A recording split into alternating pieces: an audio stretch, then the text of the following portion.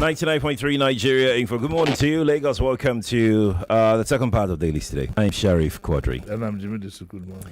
As we have the papers here, let's begin. You can watch the show on Facebook and on YouTube. Nigeria Info 99.3 is how you can watch on Facebook and on YouTube. Shall we begin? We shall. Daily Trust newspaper, page 9. Wike slammed for attending Dubai summit with sons. This government is going to go down as a government that has introduced complete irresponsibility into governance. You remember early in the day of the administration, the president's son attended council meeting.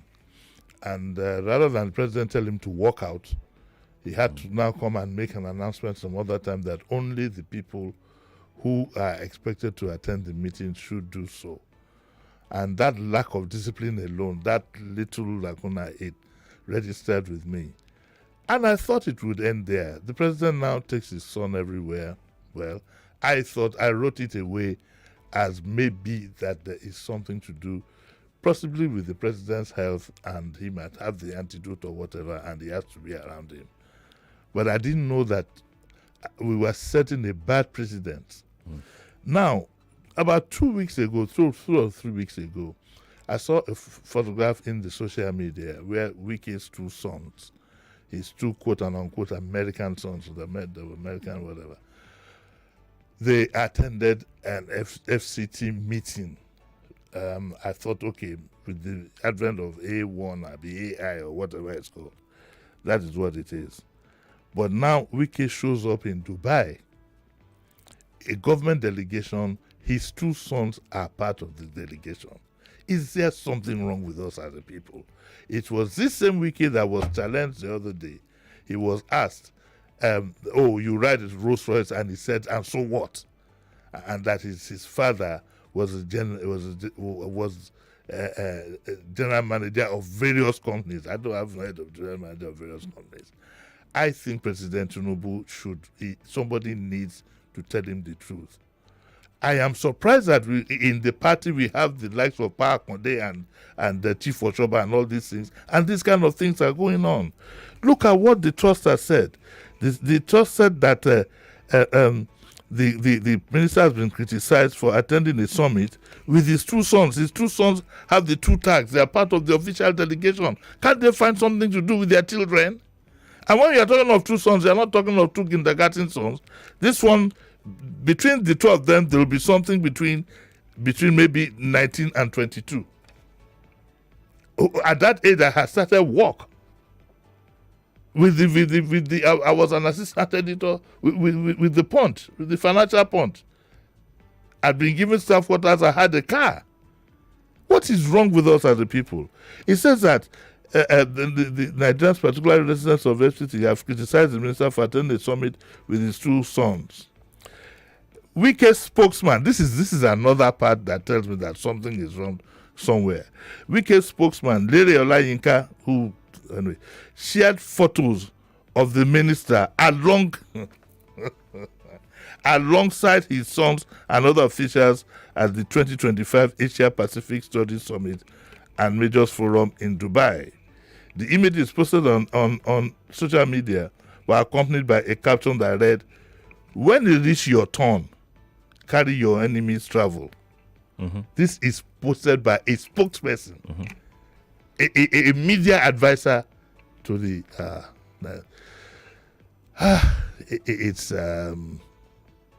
It is very sad. You remember we've been talking about spokespersons. First and foremost, I would have thought that the man would have the gravitas, would have the mental gravitas to know that such a thing should not be out there in public. And then he uses it as so. You are now talking to the public.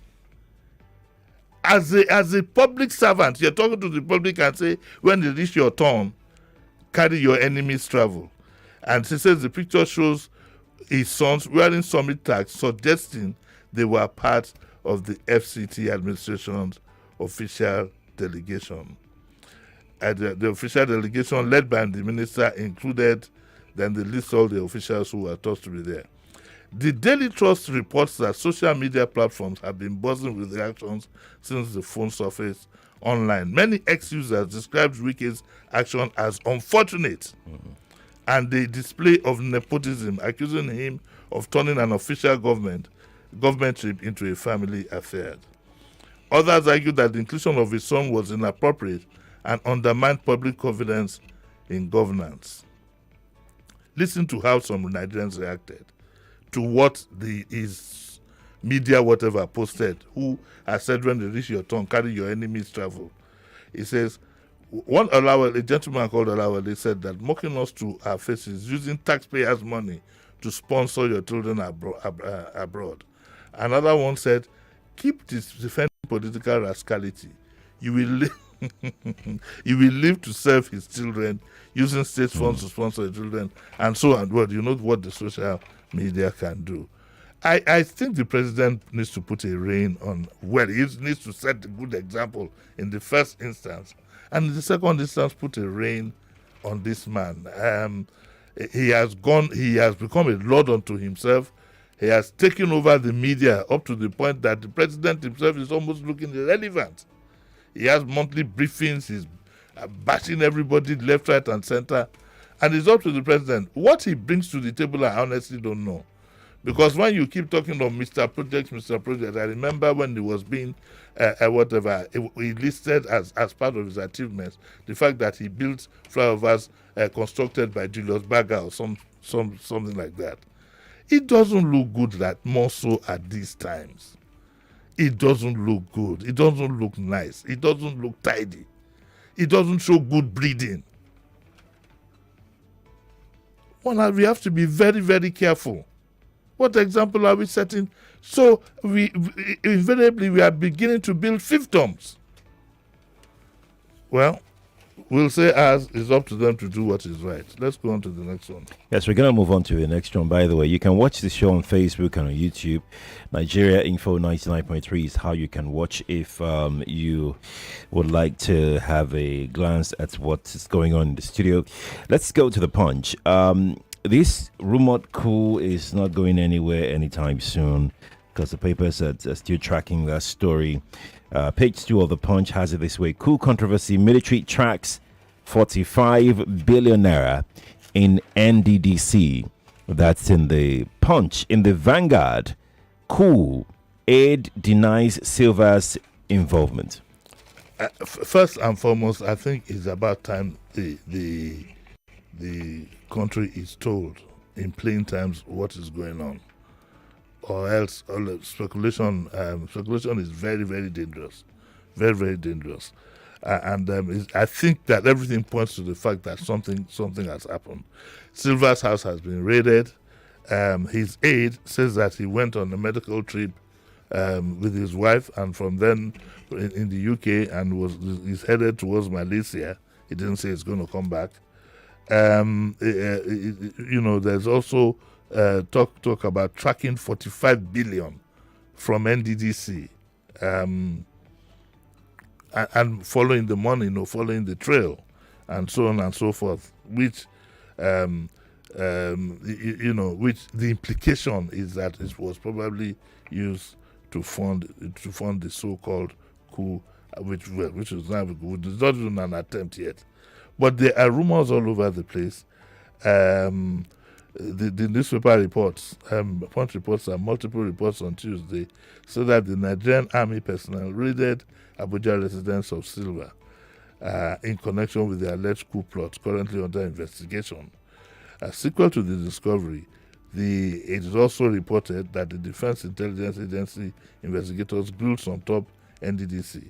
There is something here where somebody gives that, the government doesn't want to admit to what has happened because of foreign investors and so on and so forth. That argument doesn't hold water. It's worse. It is even good for you to quickly say that we nipped this in the bud. It will give more confidence to foreign investors than for you to keep quiet and try to run rings around people's minds and admit something that is quite. Silva house, his house was raided. What else? The story here: aid denied Silva's involvement.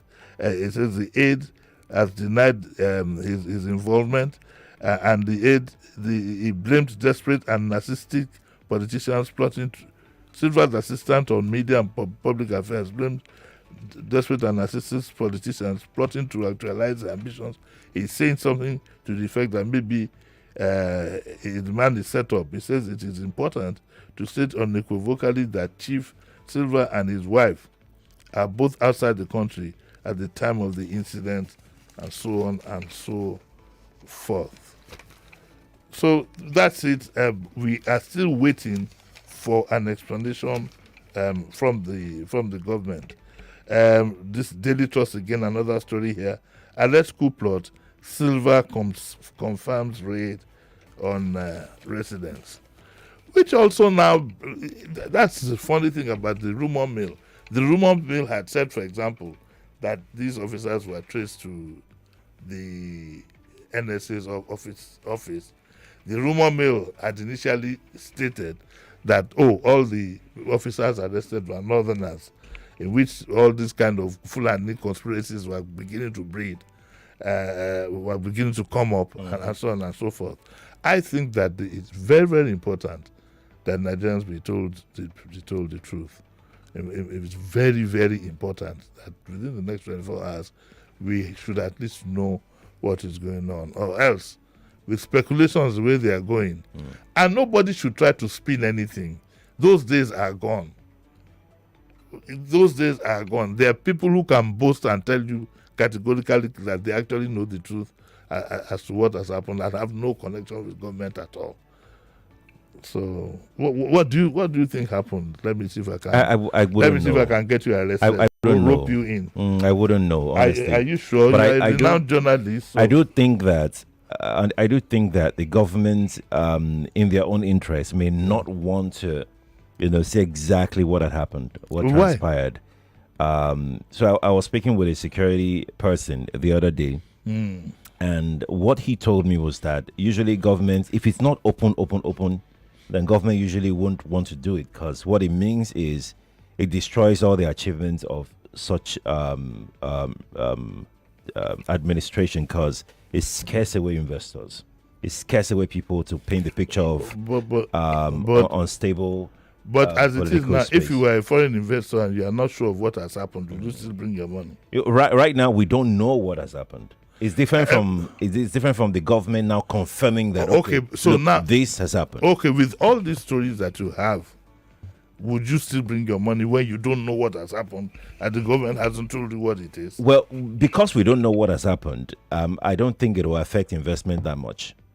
I do not think so. It's different from it's different from when it happened, but it failed. It's failed already now, and the government confirmed it happened, but we don't know whether it happened. That's where I'm going. Like, we do not know. We don't have any evidence that this actually happened. We don't have the evidence, but everything points to the fact that something happened. But we don't know what that thing is. So, wouldn't you still be skeptical when you don't know what has happened?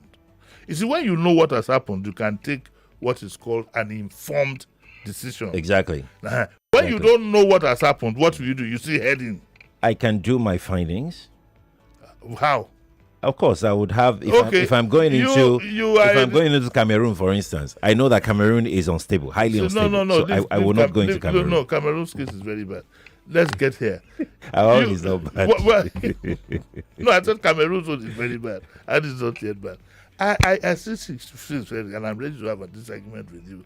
You're beyond this time, up till 10 o'clock. Okay. I will have to that.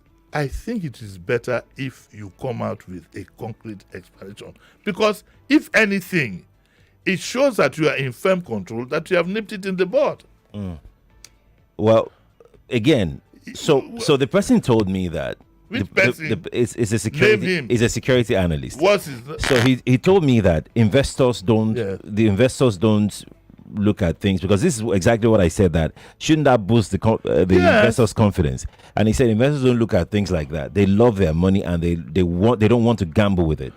Having the trust, having their investment in your trust is because you have a stable country. So you don't think it is gambling to go into a terrain where you don't have concrete information as to security breaches? Well, Because what I think is there are security breaches everywhere. What I think is investors.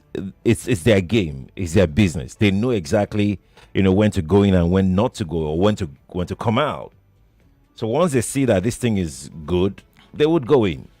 And I'm not an investor, so I'm not too. But I stand by what I said. That we can have an argument. I'm ready. You want us to? No. Let's not have an argument. Let's not have an argument.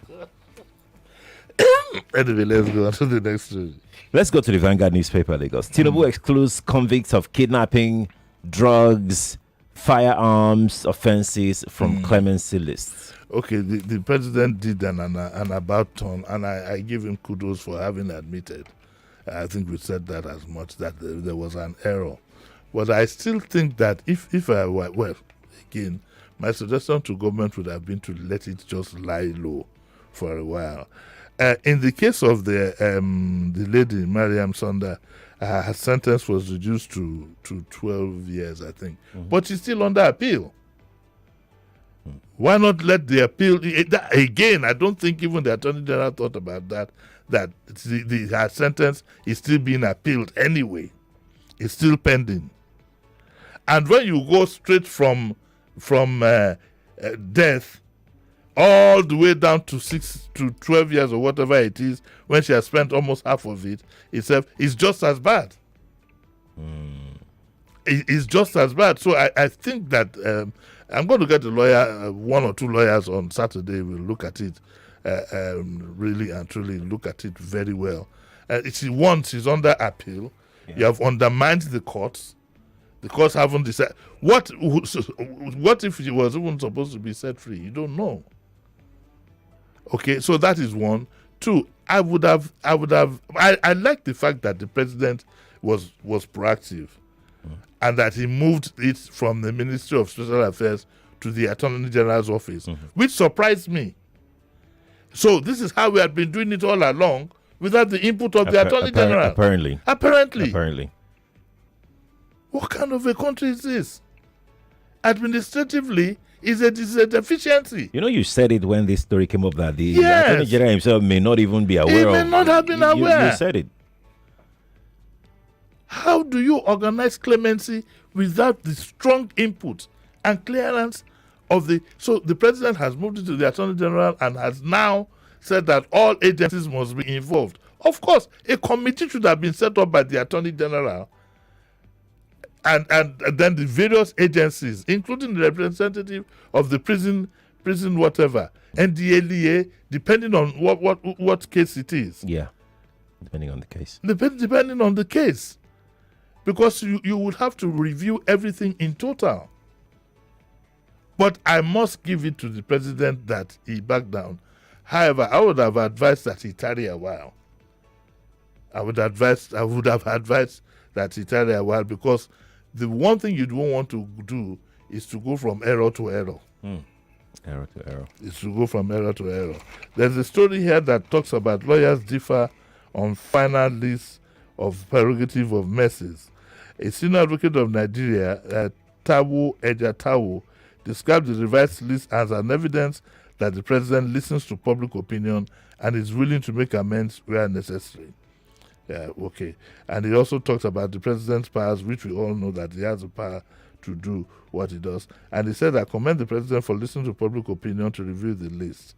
For instance, Mariam Sondan's sentence was not only reduced, not cancelled, meaning she will continue to serve her term, and so on. However, some lawyers argued that aspects of the exercise raised legal and ethical questions. EMD Umukuru Esquire warned that granting pardon to individuals whose convictions were not in error could undermine justice. If the public finds that names on the list include persons rightly convicted without miscarriage of justice, it could be a travesty.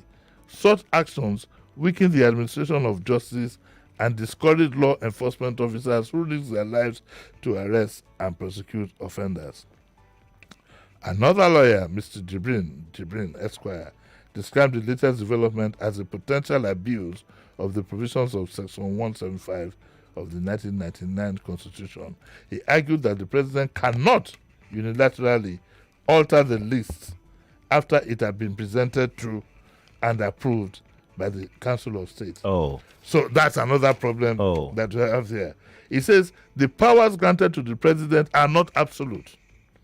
The Constitution provides that he must consult the Council of State before exercising such powers.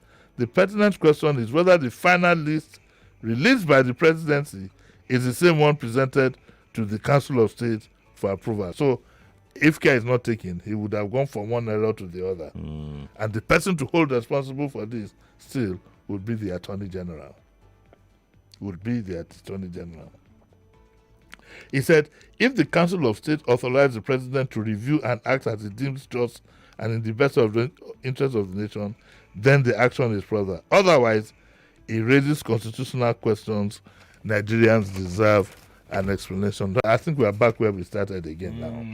We don't know whether there was any Council of State meeting in which the amendment was approved. Yeah, we don't know. And the Attorney General has thrown a spanner in the works by advocating a procedure that is unconstitutional. I'm not a lawyer, but I think let me use the word think. Once you use allegedly or think, then you can get away with a lot of things. Because from what this lawyer has said, which sounds reasonable to me, the power is given to the president subject to the Council of State approval. So maybe the Attorney General should quickly this morning say that no. The president has not adjusted. He wants to now present this adjustment to the Council of State. In all it is messy, and my thinking would have been to let sleeping dogs lie and let the thing be done. What is the whole hurry? Unless there's more than meets the eye, what is the hurry? I have a question. I'd like to ask you if you... Okay, so Miriam Sanda was sentenced to death by hanging. The hanging, yes. For killing her husband. And it was premeditated, which means she planned it. It wasn't an accident. It wasn't, what do you lawyers call it? What do you lawyers call that thing? I'm not a lawyer now. What do you lawyers call that thing? I'm not a lawyer. It was murder. It wasn't manslaughter, you know. It was complete murder, you know. I can call Yemi for you, though. Okay. So and people have been talking about why would you reduce such an offense to 12 years? After the 12 years, she's probably going to spend 5 years plus now because she already spent 6 years plus in the prison. The best could have been to commute a sentence to life or maybe 30 years. What I find a bit worrying is that I also hear that it's on appeal. It's on appeal, so it's not finalized yet. It's still going to get to the Supreme Court, I assume. So it's not finalized yet. You know, but then again, for you to all the way from death by hanging down to, it's not a political offense. You understand? It's not as if you believe that the carriage of justice has been too severe for whatever it is. I hold the Attorney General wholly responsible for all this because it falls under his purview. He should be guiding the president. He should. And you see, it's about time people stood up for their names professionally. You should be able to walk out of it. If you guide the president and he doesn't do what is right, you should carry your bags and go home. Honestly. Now the whole thing now makes the Attorney General look incompetent. Yes, he's a stain. And he's a senior advocate of Nigeria. It's silk.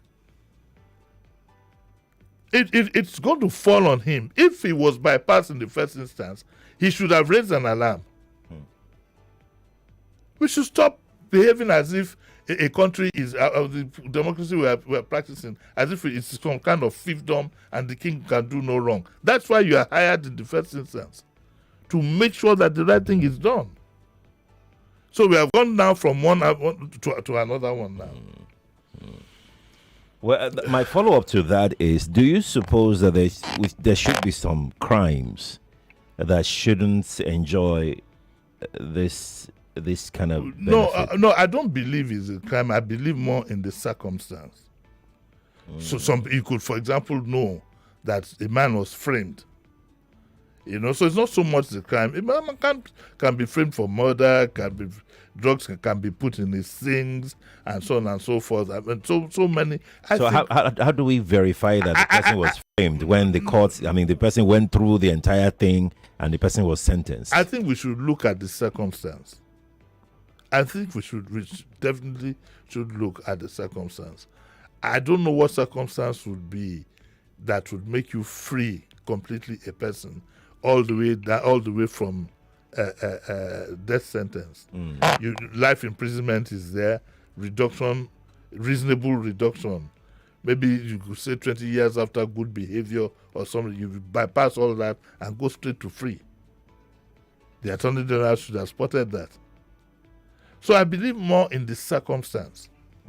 And to talk about because of a child, raising a child, I believe that people who commit crimes should think of those circumstances before they do it. Right. And there are two ways to look at it. Let's be going now.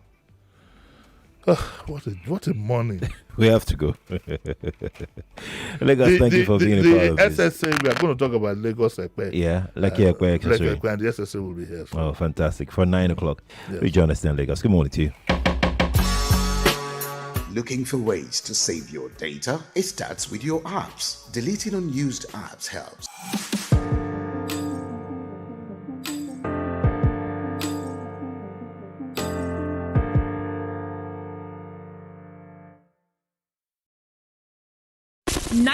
.3 Nigeria Info. We are more than just radio.